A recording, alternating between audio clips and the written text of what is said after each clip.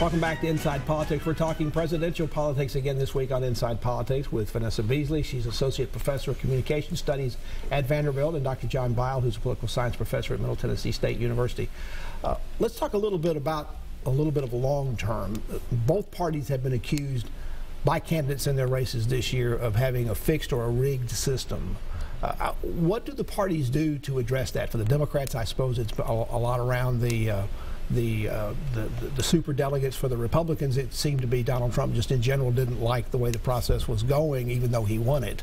So do the parties have an obligation at this point, or are they going to have a duty to do something over the next 4 years to change their process, and how would they do that? I think they both have an obligation to change the process. I think they both have an obligation to increase their transparency.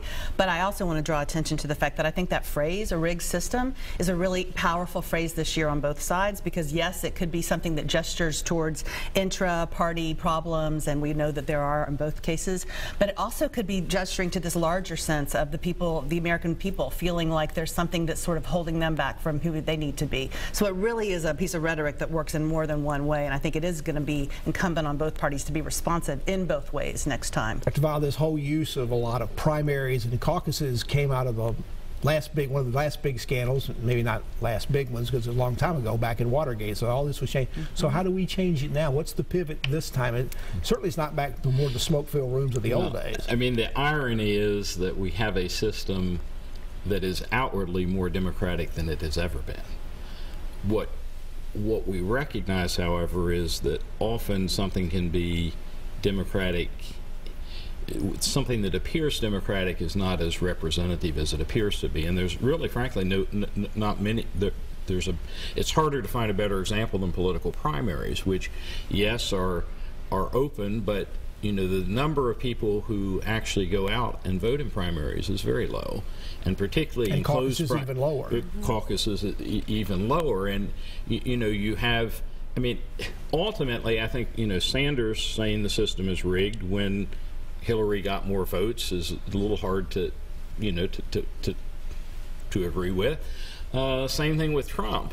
If anything, I sometimes think that we need more small R Republican mechanisms and a little bit less focus on popular sentiment on the day of a particular event. So I think in the past we have sometimes over-reformed, and I think it's very important not to go too far in the opposite direction simply on the basis of a single election. Dr. Beasley, as the week began, the last thing Hillary Clinton needed was another scandal that had the words email in it. Yeah, you had this going on with the Democratic National Committee. Their WikiLeaks had sent out a lot of their internal email documents.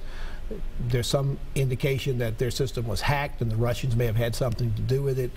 That made the Clinton people immediately point some fingers towards Trump. Trump said, I don't know anything about Vladimir Putin or anybody else, but maybe the Russians can go help them find the 30,000 emails that she is missing.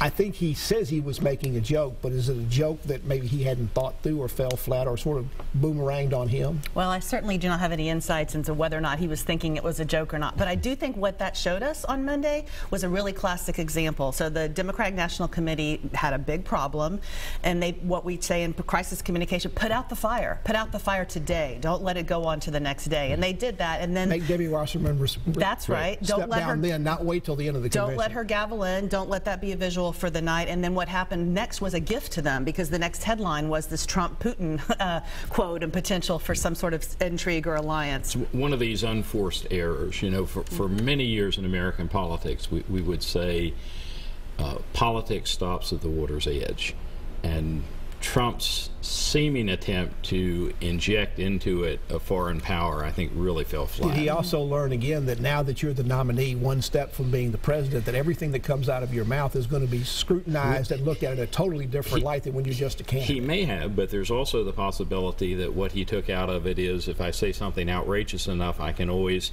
divert attention from another event.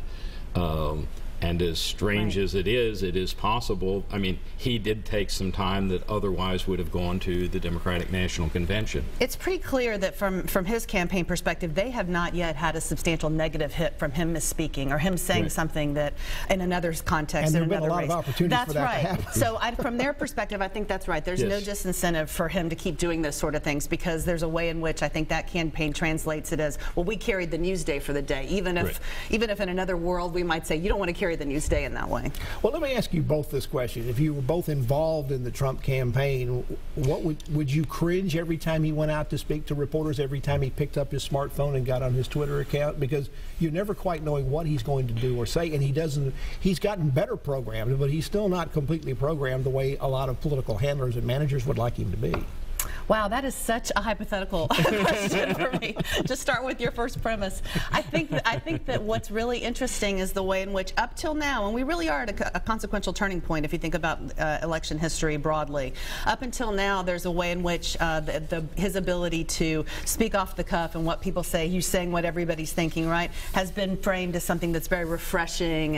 And then once we get into this place where you're the Republican nominee, the discourse of what it sounds like to be a candidate versus what it sounds like to approximate a more presidential tone, things are going to change. And so it'll be really interesting in the next month and a half, but certainly on the next 100 days, to see whether anybody reins him in. I think we already know the answer to that question. I'm not sure it can be done, but it'll be really interesting. Professor Vanessa Beasley at Vanderbilt. She's a associate professor of communication studies at Vanderbilt, and Dr. John Bile, who's the political science professor at Middle Tennessee State University and the dean of the School of Honors. Is that right? And we'll be back to continue our conversation about presidential politics after you watch these messages.